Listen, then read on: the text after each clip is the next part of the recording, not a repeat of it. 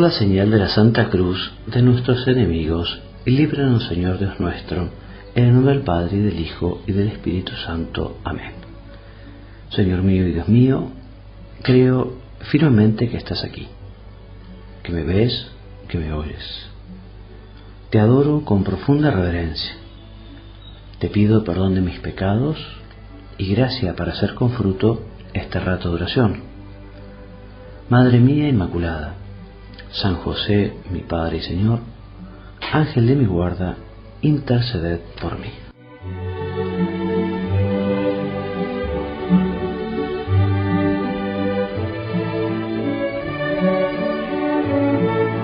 Queridos hermanos, hoy meditaremos un texto del pastor de Hermas. El texto se titula Piedras para construir la iglesia.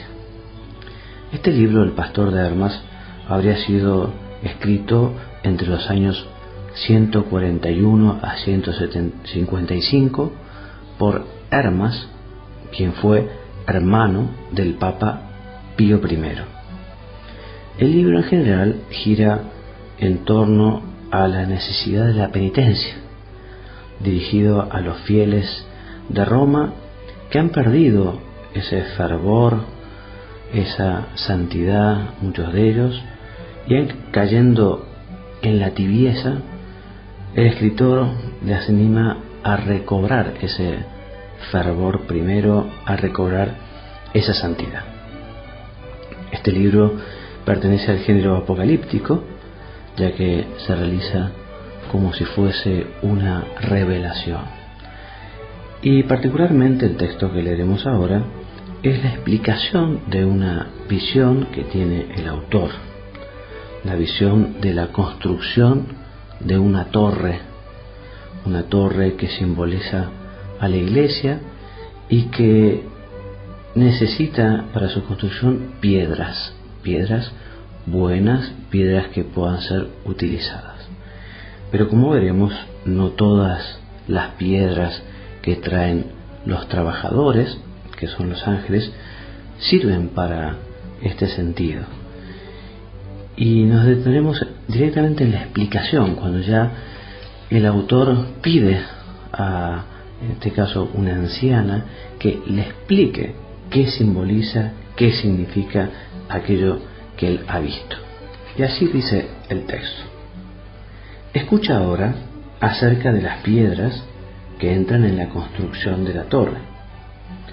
Las piedras cuadradas y blancas, que ajustaban perfectamente sus junturas, representan los apóstoles, obispos, maestros y diáconos que caminan según la santidad de Dios, los que desempeñaron sus ministerios de obispos, maestros y diáconos pura y santamente en servicio de los elegidos de Dios. De ellos, unos han muerto, otros viven todavía. Estos son los que estuvieron siempre en armonía unos con otros, conservaron la paz entre sí y se escucharon mutuamente. De ahí que en la construcción de la torre encajaban ajustadamente sus junturas. Y las piedras sacadas de lo hondo del mar y sobrepuestas a la construcción, que encajaban en sus junturas con las otras piedras edificadas, ¿quiénes son? Son los que sufrieron por el nombre del Señor.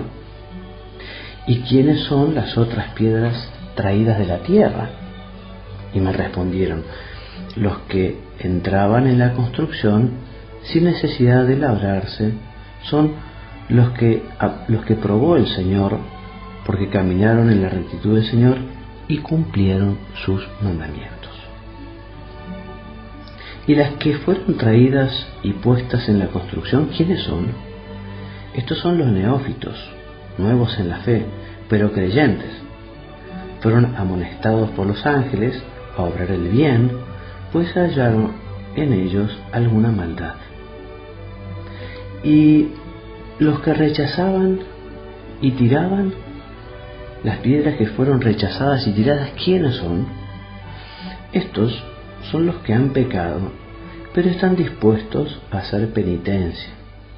Por esta causa no se los arrojaba lejos de la torre, pues cuando hicieran penitencia serán útiles para la construcción.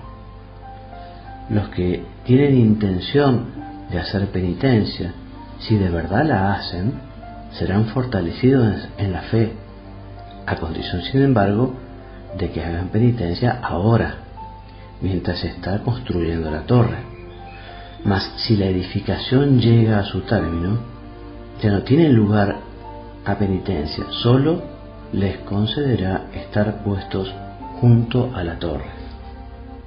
¿Quieres conocer las piedras que eran hechas trizas y se las arrojaba lejos de la torre?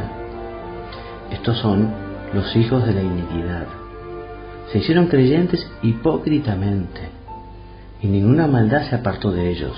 De ahí que no tienen salvación, pues por su maldad no son buenos para la construcción. Por eso se les hizo pedazos y se les arrojó lejos. La ira del Señor pesa sobre ellos, pues le han exasperado. Respecto a las otras que viste tiradas en gran número por el suelo y que no entraban en la construcción, las piedras carcomidas representan a los que han conocido la verdad, pero no perseveraron en ella ni se adhirieron a los santos. Por eso son inútiles. ¿Y quiénes representan las piedras con grietas? Estos son los que guardan unos contra otros algún resentimiento en sus corazones y no mantienen la paz mutua. Cuando se hallan cara a cara, parecen tener paz, pero apenas se separan, sus malicias siguen tan enteras en sus corazones. Estas son, pues, las hendiduras que tienen las piedras. Las piedras desportilladas representan a los que han creído y mantienen la mayor parte de sus actos dentro de la justicia, pero tienen también sus porciones de iniquidad. De ahí que están desportillados y no enteros, sus porciones y otras piedras distintas, las blancas y redondas, las que no se ajustaban en la construcción. ¿Quiénes son estas piedras? Y me respondieron diciendo: estos son los que tienen fe, pero juntamente poseen riquezas de este siglo. Cuando sobreviene una tribulación por amor de su riqueza y negocios, no tienen inconveniente en renegar de su Señor. Le respondí por mi parte: ¿cuándo serán pues útiles para la construcción? Cuando se recorte de ellos la riqueza que ahora los arrastra, entonces serán útiles para Dios, porque el modo que la piedra redonda, si no se la labra y se la recorta, no puede volverse cuadrada, no puede volverse útil a Dios. En cuanto a las otras piedras que viste arrojar lejos y caer en el camino, y que rodaban del camino a parajes intransitables, estas representan a los que no han creído, a los que han creído, pero luego, arrastrados en sus dudas, abandonan su camino, que es el verdadero, e imaginándose pues que son ellos capaces de hallar un camino mejor, se extravían y lo pasan míseramente andando por soledades sin senderos. Las que caían en el fuego y allí se abrazaban representan a los que de todo punto apostataron del Dios vivo y todavía no han subido a su corazón el pensamiento de hacer penitencia, por impedírselo los deseos de su disolución y las perversas obras que ejercitaron. ¿Quieres saber quiénes son las otras piedras que venían a parar cerca del agua y que no podían rodar hasta ellas? Estas son las que, después de oír la palabra de Dios, quisieran bautizarse en el nombre del Señor, pero luego, al caer en la cuenta de la castidad que exige la verdad, cambian de parecer y se echan otra vez tras sus perversos deseos. Y así finalizamos con la lectura de este texto del pastor de almas, que, como les decía, es de género apocalíptico, y el autor tendría, en fin, una visión de la construcción de una torre a la que se acercan distintos tipos de piedra.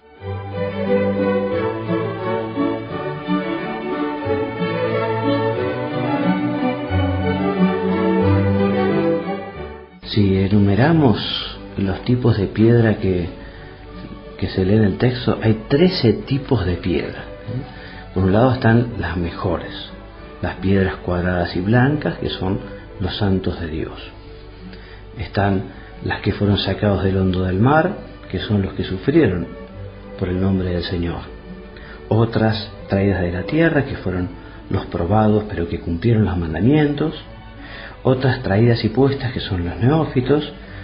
Y luego bien, las rechazadas y tiradas, los que han pecado, pero no se arrojaron lejos, porque si hicieran penitencia van a llegar a ser útiles. Las hechas trizas y arrojadas lejos, que son los hijos de la iniquidad. Las carcomidas, las que tienen grietas, las desportilladas, las blancas y redondas, en fin, y las arrojadas al fuego, o las que cayeron cerca de las aguas. Bueno, en nuestra meditación podemos aprovechar para pensar un poquito en lo personal. Bueno, ¿qué tipo de piedras somos nosotros?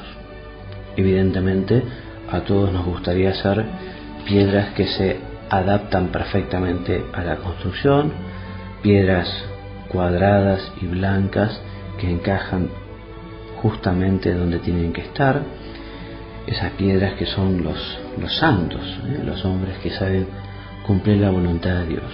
A todos nos gustaría ser este tipo de piedras para poder construir la iglesia, pero a veces nos damos cuenta que o bien estamos un poco carcomidos o desportillados, o a veces permitimos que nos convirtamos en más o menos redonda, por el amor a las riquezas, en fin. Lo que evidentemente nosotros no queremos es nunca ser de esas piedras que son arrojadas lejos y que caen al fuego, ¿no? Que son aquellos que apostataron totalmente de Dios y que merecen la condenación eterna. Señor, aprovechando este texto del pastor de armas, te pedimos que nos ayudes a ser una piedra buena, una piedra que sirva para la construcción de la iglesia, que sepamos imitarte a vos, Señor, que sos la piedra angular, esa piedra que desecharon los constructores del odio y de la iniquidad, dejaron de lado la piedra sagrada, la piedra santa, la piedra que da sentido a todo lo demás. Nosotros queremos ser como vos, Señor, realmente una piedra que sirva en la construcción de la iglesia. Por el misterio de la comunión de los santos, sabemos que nosotros, al ser piedra de la iglesia, influimos también en los demás, porque por ese misterio de la comunión de los santos estamos unidos en la persona de Cristo, formamos todos una familia, una iglesia, y nuestra oración y nuestro buen comportamiento benefician a todos los que pertenecen a la iglesia.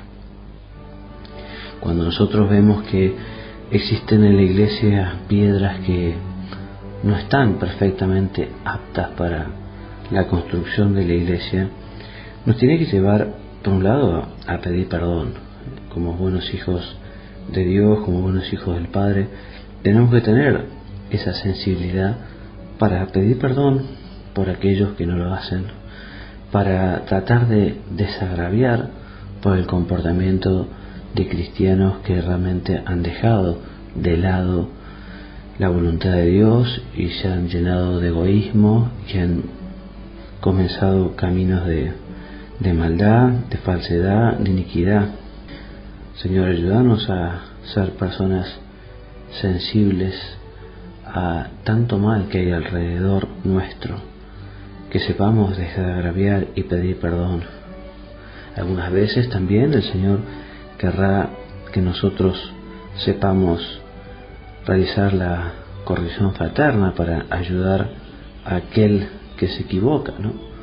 Es obligación muchas veces nuestra el acercarnos a decir con cariño, con humildad y con afán justamente de ayudar a aquel que está haciendo las cosas mal, a aquel que no cumple la ley del Señor.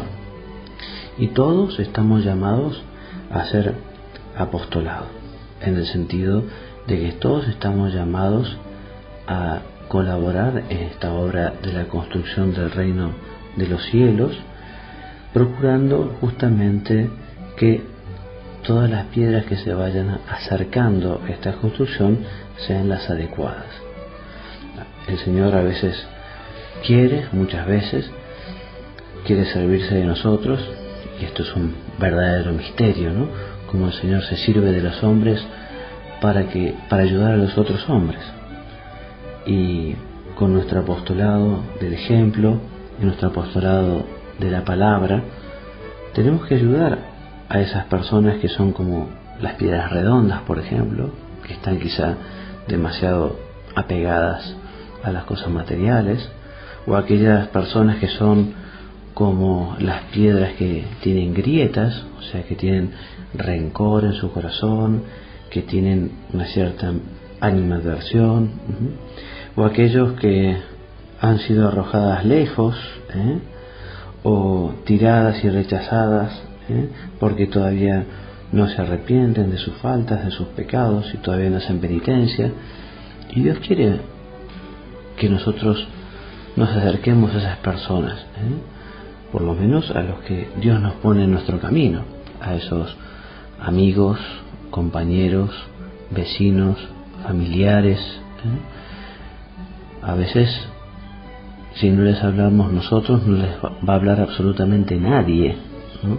Y el Señor, lógicamente, nos pedirá cuenta el día de mañana. Bueno, ¿qué hiciste vos con aquellas personas que estaban lejos mío y que eran tus familiares, tus parientes, tus vecinos, tus compañeros?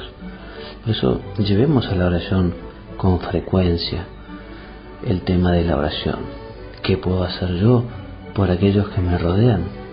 ¿Qué puedo hacer yo para llevar a Jesús a esos amigos, a esos compañeros, a esos parientes, a esos vecinos? Señor, ayúdanos a todos a saber vencer la comodidad, o saber vencer la vergüenza que puede dar el hablar de Dios. Ayúdanos a saber organizarnos también para encontrar algunos momentos para preguntarle a esas personas qué tal va su trato con Dios, qué lugar ocupa Dios en sus corazones.